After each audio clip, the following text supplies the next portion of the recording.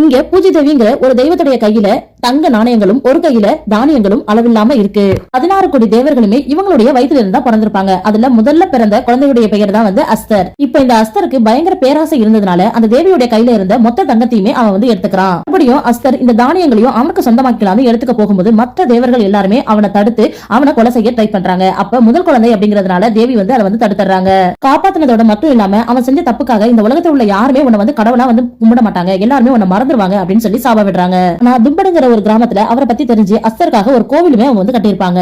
அதனால மத்த தேவர்கள் எல்லாருமே சேர்ந்து அந்த தும்படு கிராமத்துல எப்போதும் மழை பெஞ்சிட்டு இருக்கிற மாதிரி ஒரு சாபத்தை கொடுத்துறாங்க. அப்படியே தும்படு கிராமத்துல ஒரு அம்மாவை காட்டுறாங்க. அந்த அம்மா ஒரு வயசான ஒரு வீட்டுக்கு போறாங்க. ஏன்னா அவருக்கு அவங்க தான் வேலை செஞ்சு கொடுத்துட்டு இருக்காங்க. எனக்கு தங்கம் கொடுக்கறேன்னு சொன்னீங்களே, எப்ப கொடுப்பீங்க அப்படின்னு அவர்கிட்ட கேட்க அந்த வயசாக சொல்றாரு, அதனால நீ உழைச்சு சம்பாரிச்சுக்கோ அப்படிங்கிற மாதிரி சொல்லிடுறாரு. இந்த அம்மாவோட 2 பசங்களும் அந்த தாத்தாவோட முதல் பொண்டாட்டி இருக்கக்கூடிய அந்த வீட்டுக்கு போயிருப்பாங்க.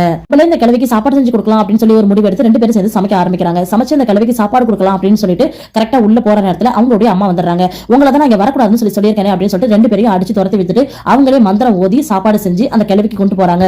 அந்த பாட்டியை இதுவரை அந்த பசங்க பார்த்ததே இல்ல. ஆனா அந்த பாட்டியோட காலை பார்க்கவே ரொம்ப அருவருப்பா இருக்கு. கால்ல சங்கிலி எல்லாம் கட்டி வச்சிருக்காங்க. அதோட அந்த கால் நகத்தை எல்லாம் அவங்க அம்மா தான் வெட்டி விட்டுறாங்க. உடனே சாப்பிட்டு முடிச்ச அந்த கிழவி திடீர்னு எந்திரிக்கிற சத்தம் கேக்குது. உடனே இந்த அம்மா போயிட்டு பயந்துகிட்டே போயிட்டு ஒழுங்கா தூங்கு, இல்லன்னா இப்ப அஸ்தர் வந்துருவான் அப்படின்னு சொல்லி அவங்க பயமுறுத்துறாங்க. அவங்க சொன்னதுமே அந்த பாட்டியுமே உடனே தூங்கிடுறாங்க. இப்போ இந்த அம்மா ஸ்டார்டிங் சீன்ல பார்த்த அந்த தாத்தா தான் இவங்களுடைய ஹஸ்பண்டா இருப்பாங்க. பாத்தீங்கன்னா அவர் இறந்து போயிருப்பாரு.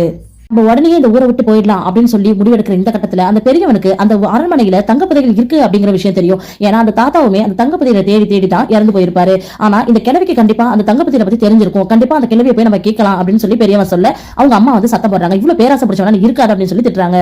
அதோட இவங்க சின்ன பையன் மரத்துல இருந்து கீழே விழுந்துடுறான். கீழே விழுந்ததுல அவனுக்கு தலையில பயங்கரமா அடிபட்டுறது. உடனே அவங்க அம்மா அவனை தூக்கிட்டு போயிட்டு ஹாஸ்பிட்டலுக்கு போறாங்க. போற வழியில நீ பெரியவனை பார்த்து நீ தான் கண்டிப்பா அந்த கிழவிக்கு சாப்பாடு கொடுக்கணும், சாப்பாடு கொடுக்கும் போது அந்த கிழவி எழுந்துச்சு வந்தா அஸ்தர் வந்துருவான்னு சொல்லி பயமுறுத்தி அந்த கிழவிக்கு சாப்பாடு கொடு அப்படின்னு சொல்றாங்க.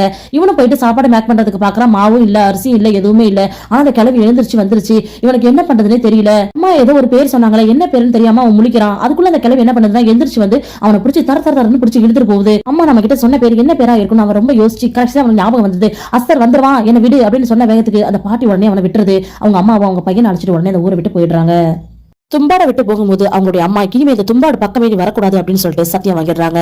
நான் எப்படியாச்சும் அங்க உள்ள தங்கப்பதிகளை கண்டுபிடிச்சே ஆகணும் அப்படிங்கிற அந்த எண்ணத்தோட 15 வருஷம் கழிச்சு மறுபடியும் விநாயக் அதே ஊருக்கு வந்துடுறான். அந்த பாட்டிக்கு தான் புதிய பத்தின ரகசியம் தெரியும் சொல்லிட்டு நேரா அந்த பாட்டி வீட்டுக்கே போறான். ஆனா அந்த பாட்டி வீட்டுல வெறும் செடி கொடியுமா பரவி இருக்கு.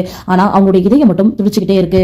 பார்த்தா இத்தனை வருஷத்துல ஒரு பாட்டி ஒரு மரமாவே மாறி இருப்பாங்க. பாட்டியை கண்டுபிடிச்சோம் அப்படிங்கிற சந்தோஷத்துல அந்த பாட்டி கிட்ட பேச ஆரம்பிக்கிறான். அந்த புதிய பத்தின ரகசியத்தை கேட்கறான். நீ அதை தேடி போகாத, அது பின்னால போய் தான் நான் அப்படி ஆயிட்டேன், நீயும் அதை தேடி போகாத அப்படின்னு சொல்லி அந்த பாட்டி வான் பண்றாங்க. புதையல கண்டுபிடிச்சா உனக்கு பாதி எனக்கு பாதி நான் தரேன், உனக்கு வேற என்ன வேணும் சொல்லு அப்படிங்கிறாங்க. எனக்கு புதையெல்லாம் வேணாம், ஆனா எனக்கு நிம்மதியான சாவு வேணும், என்னை எரிச்சிடு அப்படின்னு சொல்லி அவங்க சொல்றாங்க.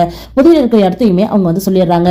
அந்த பாட்டி சொன்ன ரகசியத்தெல்லாம் பின்பற்றி கரெக்டா போய் அவன் புதையலுமே கண்டுபிடிச்சிடறான். கடைசியில அந்த பாட்டி கேட்டா போல அவங்கள எரிச்சிட்டு வந்துடுறான். பாட்டோடைய ஆன்மாவும் சாந்தி அடைஞ்சிருது. சோ இப்ப பல மாசம் கழிச்சு அவங்க ஊருக்கு போறான். துப்பாட்டுல இருந்து பார்த்தா பைத்தியக்காரன் போல இருக்கான். தாடி முடி மீசையெல்லாம் வளர்ந்து போய் உள்ள போய் பார்த்தா அவங்க அம்மா வருமானத்துக்காக மாவு பிசினஸ் பண்ணிட்டு இருக்காங்க. சோ அதை பார்த்ததுமே அவன் ரொம்ப டென்ஷன் ஆகுறான்.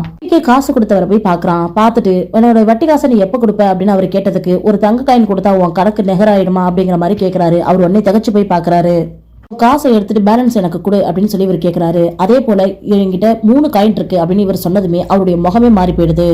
இவரும் அடிக்கடி தும்பாடு போயிட்டு தங்க காயினா எடுத்துட்டு வந்துட்டு இருக்காரு. தங்க காயினை வாங்குறவரும் இதை பார்த்துட்டு உங்க ஊர் பேர் என்ன தும்பாடா, அங்க தங்க நாணயங்கள்லாம் இருக்காமே, தங்க புதையல் இருக்காமே அப்படின்னு சொல்லி கேட்கிறாரு. ஆமா இருக்கு, வேணா நீ போய் எடுத்துக்க அப்படின்னு சொல்லி அவர்கிட்ட சொல்லிடுறாரு. ஒரு தடவை போறவர் 2 காயின் எடுத்துருவாரு, ஒரு தடவை 16 காயின் எடுத்துருவாரு, ஒரு தடவை 5 காயின் எடுத்துரு. இது மாதிரி காயின் நிறைய எடுத்து வந்து கொடுக்க, நீ இவ்வளவு காயின் எடுத்து வந்து கொடுக்குற, இதுக்கான பணம் என்கிட்ட இல்லையே அப்படின்னு சொல்லி வட்டிக்காரர் சொல்ல, பரவாயில்ல கணக்குல வச்சுக்கோ, நான் தேவைப்படும் போது வாங்கிக்கிறேன் அப்படிங்கிற மாதிரி சொல்லிடுறாரு. அதனால அந்த வட்டிக்காரர் வீட்டுக்கே உன் பிசினஸ்ல நானும் ஒரு பார்ட்னரா இல்ல அப்படின்னு யோசிக்கிறேன் அப்படின்னு சொல்லும்போது அதெல்லாம் ஒண்ணு தேவையில்லை, வந்த வழியை பார்த்து கிளம்பு அப்படிங்கிற மாதிரி இவரு சொல்லிடுறாரு. இப்ப இந்த காசை வச்சு ஒரு பெரிய மாளிகை வாங்குறாரு. வீட்டுக்கு தேவையான எல்லா விஷயங்களும் பண்ணிக்கிறாரு. இவருக்கு ஒரு ஆம்பளை பையனும் பிறந்துடுறான். அது மட்டும் இல்ல, இவர் ரொம்ப சொகுசாவும் வாழ ஆரம்பிக்கிறாரு. இப்போ அந்த தங்க காயினை வாங்குற அந்த வட்டிக்காரமே இவன் எங்கதான் போறான், அந்த தும்பாடு கிராமத்துல போய் என்ன பண்றான்னு நம்ம தெரிஞ்சுக்கணும் அப்படிங்கிறதுக்காக தும்பாடு கிராமத்துக்கு அவனுக்கு முன்னாலே இவர் போயிடுறாரு. இவர் அங்க இருக்காருங்கிற விஷயத்தை இவர் தெரிஞ்சிருந்துமே அதை வெளிக்காட்டிக்காமலே அவர் கண்ணு முன்னாலேயே இவர் போயிட்டு தங்க நாணயத்தை போய் எடுத்துட்டு வராரு.